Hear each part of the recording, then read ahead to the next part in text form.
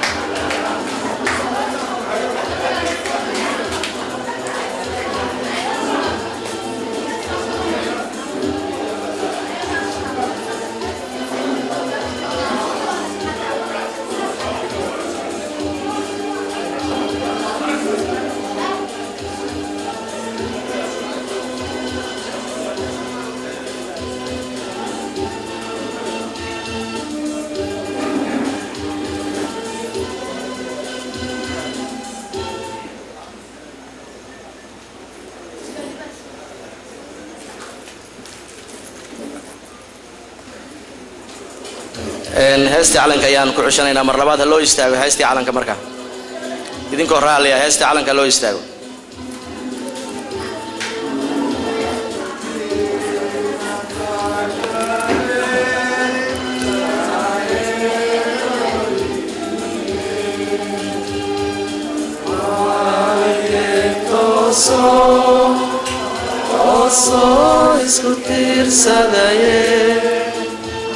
Bakina takdarane tagero we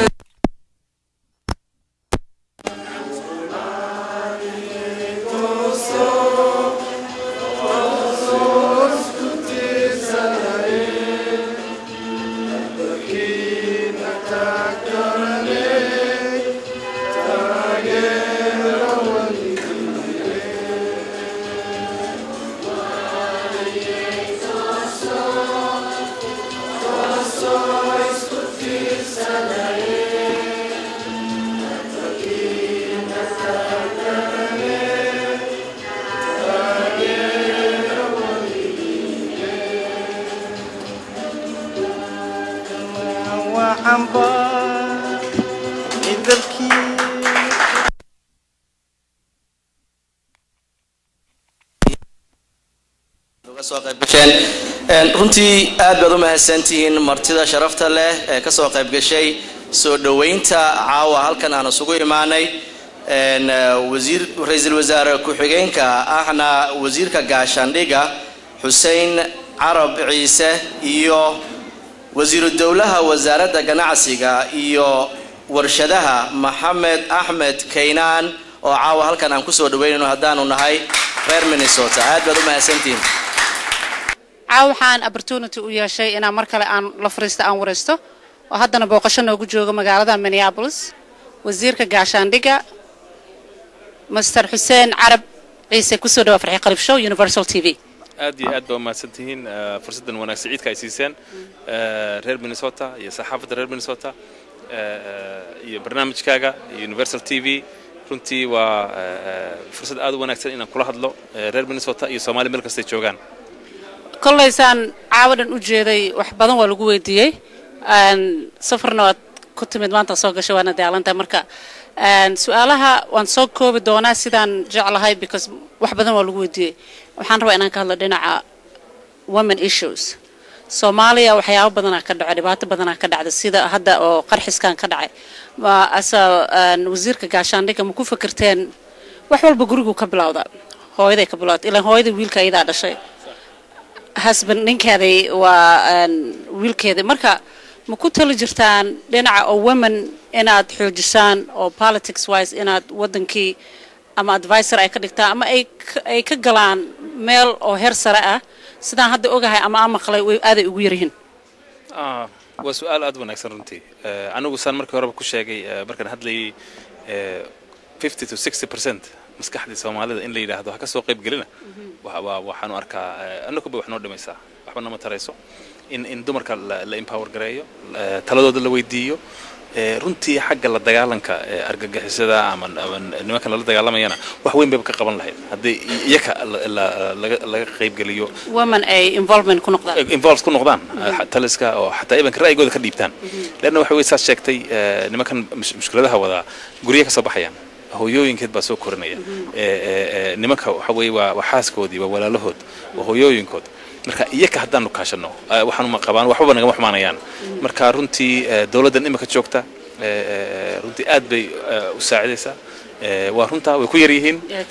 taas mid cidna ka qarsoon ma aha laakiin wax kastaaba waxay qataan marxaladba marba la soo galaa laakiin waxaan ahay dadka aaminsan in dumarka lala tashado laga soo qayb geliyo talada dalka waa Soomaali sideenoo kale marka in qaybtooda laga siiyo waa wax loo baahan yahay kolay aansan ogahay woman wax loo baahan yahay waa ma aha noqdo qof advisor idin noqda ama aad position fiican siisa inaad ku tala jirtaan kolay soo socodka marka hadda kolay wadankii waa tagtay laba bil halona joogtaa laba bil wax yar little over 2 months marka little bit experience ka la kulantay isaad u filanaysay siday noqotay wax yar dhinacaasna ma ka taaban kartaa wallahi horta aad baan ula socday intaan tegin Soomaaliya laakiin marka aad tagto waxaad arkayso waxaad horay uga fikiraysaa malaha waxa weeyaan yani burbur weyn baa ku dhacay dalkii wax aan maskaxdaada gali karin oo marka ugu horeysa tagto waxa ugu horeeyay ka yaabsanaya waa taas laakiin taa waxa ka sii weyn burburka ku dhacay dadka degan Soomaaliya jooga xagga xagga maskaxda xagga waxa weey 20 sano oo la terrorize gareynay dhimasho dhac lagu sameeyay marka xaggan dhulka dib loo soo dhisidiisa guryaha waxa wala sameyn karaa waqtina qaadan mayso laakiin dadka sidii loo soo celin lahaa ma garanaysa wixii ku dhacay looga soo wax looga qaban lahaa taas way imka challenge ka noogu weyn marka aanu runtii waxyaabahan arkay waxa kamid ahaa in opportunity ay jirto fursad in loo soo celin karo Soomaaliya la soo celin karo lana maanta waxa way shicibkii ka daaleen waxay ku noolaayeen ama al-shabaab ha ku samayso ama maxay ahayd dawladda waxba qaban kari waaya soo maraan shicibkii maanta waxay diyaar u yihiin cidii wax la qabanaysa marka diaspora runtii way u riyaaqeen dadka qurbaha joogana diaspora waxay ka doonayaan shaqo inay soo noqdaan wax la qabtaan okay before I let you go a couple more questions wadanka hadda wali dhibaato ka socdo 21 sano kadib qarxadii oo hadda dhibaatada ka dhacday laba bari ka hor caruurtii masaakiinta ahayd oo soo baxay oo scholarship ku soo baxeen marka dadka badan aan waxay leeyihiin it's not really al-shabaab waxa recruit ku soo binaa wadanka dadaanan Soomaali ahayn al-Qaeda mentality wadanka joogo oo recruit ku soo binaayo oo master plan ka soo bin marka adiga as wasiirka gaashaandhiga muxuu yahay master plan ka aawdid ama aad ku socotid oo kaga duwantahay ama aad ku sameyn doontid hadda waxa dhacay waa taa hadda wax yar ka horna aad tiri al-shabaab way soo laabteen challenge-koodana waa aragtay Amazon iyo dhinacyadaasna adoo fiirinayo what is your master plan horta master plan-kay waxa weeye as nin maaragtay official in qof kasta oo Soomaaliya opportunity u helo inuu ka soo qayb galo process-ka dalka marka waxa weeye even nimanka lagu sheegay al-shabaab ama waxay doonaan noqdaan in Soomaalida ah in haddii ay doonayaan anagu aan markasta diyaar u nahay in la soo fadhiisto miiska as long as ay hubkas ka dhigayaan oo caadi uga soo qayb galayaan siyaasadda cidna u diidi mayso waxa leena waxa qof kasta oo Soomaaliya xaq buu leeyahay mustaqbalka dalkiisa inuu ka shaqeeyo ayisa ka taliyo taa waa soo dhaweynayna laakiin meeshii dawlad baa jirta marka dawladda nin kastaaba sidii qaanuunku sheegay inuu soo galo waxba laga ma qabo tan aad leedahay niman maartay al-shabaab ahna aqal qaa'ida mentality leh ayaaba meesha jooga su'aashu waxa way say ku yimaadeen yeel la joogan xageeba ka yimaadeen xagga dawladda ma aha marka waxa weeyaan in nimanka dhinaca dawladda la dagaalamaya waxaan oran lahaa hal wada hadlo hal wada fadhiisto annagu taa mar kasta waa ogolnahay mid kale inaan ku weydiiyo plan-ka ay hayseen maxay tahay waa askarna waxa lagu train gareynaa Kenya qaarna Ethiopia marka plan-ka ay haysaan oo aad ugu talgashan inaad isku keentaan as a union hal meel lagu train gareeyo ma jiraan oo jira plan-kaas waana plan-ka kaliya hadhow tolo shaqeynaya sida qaran ciidan qaran lagu helayo waa sidaas imika laakiin sida xataa saraakiishan ka wada hadalnay waxa weeye marka weligeedba Soomaaliya militarigeeda waa loo diri jiray dibadda in lagu soo tababaro laakiin waxa weeye su'aashu marka ay soo noqdaan sida loo qaban lahaa imika istaraatijigaas wuu bilaabmay xerooyinkii waan sameeynaynaa dabadna marka yimaadaan wala training wala siinayaa kii hore ka sii dheer wala isku dhafayaa waxayna noqonayaan marka ciidan qaran kuwa gobolada waa lagu qasayaa marka maartay istaraatijigaas wuu jiraa imika waana bilaabmay okay mid kale ku diinay on Miss Nancy Pelosi markay inta joogtana aan weydiiyay waxay ahayd why is all hada soo sheegay Mr. Keenan wadankii way fiican tahay airportkii waa laga soo degtaa marka dhibaatada waxa mar walba waxa maqlay markii Soomaaliya loo socdo waxa la maraa wadamada u dhow sida Nairobi Ethiopia marka ma jiraan another plan or master plan aad socotaan oo aad Somalia in noqoto one. After 20 years later, we are still are trying to, it looks like it's going crazy. Marka dhinacaasna wax yar ma ka taaban kartaa? Wallahi runtii saa sheegtay Soomaaliya mar way ahaan jirtay dal xoog leh sidii la sheegay markii hore Afrika oo dhan xagga military ugu haysata xagga siyaasadda xagga dhaqaalaha laakiin burbur xun baa dhacay tiina waxay keentay daciifnimo in ma garanaysa loo kala baxo dhowr faction loo kala baxo isku soo celinteedii waxay u baahan tahay shaqo weyn iyada naftirkeedu waanu wadnaa istaraatiijiga waxyaabay baka noo dhacay shirkadda dib u heshiishiinta wuxuu ahaa yani talaabo aad u weyn bay ahayd inta la isu yimaado inkastoo gobolada meesha ku dhamayn laakiin intii timi in la wada fadhiisto oo road mapkii maaragtay laga wada qayb qaato oo ra'yi laga dhiibto marka waa talaabooyinka ugu horeeya in ay eventually ay Soomaaliya qarannimadeeda la soo noqoto oo marka dadka jaarka ana ula dhaqanto equal partners time-ka lama jooga wali laakiin talaabooyinkii way bilaabmeen marka maxaa inta kala rabo inaan ku weydiiyo mid waxa la yidhaahdaa wrap it up Soomaaliya abaaraha ka jiraan famine wadankan Mareykanka waxay bixisay lacag badan aad u badan state-ka Minnesota waxaan sameynaa lots of fundraising how the US Somali government aad u monitor gareynaysaan lacagtan iyo cuntadan waxaa ka soo socda waxa waa al-shabaab hortaagan ama dadkii ma helayaan cuntada marka seed u monitor gareysaan as Somali government وسؤال aad wanaagsan waa saan ku sheegay markii la helay xamar laga saaray al-shabaab nabad baa timi dabadna hay'adaha way soo bateen waxa bad mudam at some point hatta inaga tamateen laakiin annaka naftirkaygu maartay waanu ka shirnay gudiyaan u sameynay imika waxaan u sameynay hay'ad qaranba oo madax bannaan oo maareynta musiibooyinka la yiraahdo oo runtii imika ka mas'uulaba wixii dalka soo gala marka imika naftirkoodu waxay wadeen in maartay hay'adihii waxaan ka shaqeynayay isu geeyaan oo wax kasta ay kala soo mariyo camps imika ugu weyn muqdisho waxa weeyaan badbaado iyo waxa wada hay'adaas ka gacanta ku haysa istaraatiijiguna waxa weey in camps kala dhan ay saa wala wareegto maamulkeeda waxaanu hataa u sameynay ciidan ilaa 300 oo dhawaan noqonay 600 oo wax kala qabanin oo military iyo police iyo nabad sugid ku jira ah oo security camps kale ka shaqeeya oo mobile ah oo meesha wax ka dhacantay kara marka aad maartay waxaad moodaa imaka in aad iyo aad la soo qabsanayna nafsirkayga anaku marka aad bay soo xagga amnigu hagaagayay accountability-ga maartay cuntada la keenay meesha marayso meesha la gelinayo cidda helaysa waxa soo dhawaan sameynaa hadda marka Xuseen Carab Mr. Carab Ciise waxaan farxii show aan ku sheegaa inuu aabaha jiran yahay waan ogahay waxaan Ilaahay aga baryaynaa inuu aniga farxii ahaan inuu Ilaahay caafimaad degdeg siiyo adigana waa daalan tahay saan ognahay marka safarna ku socotaa marka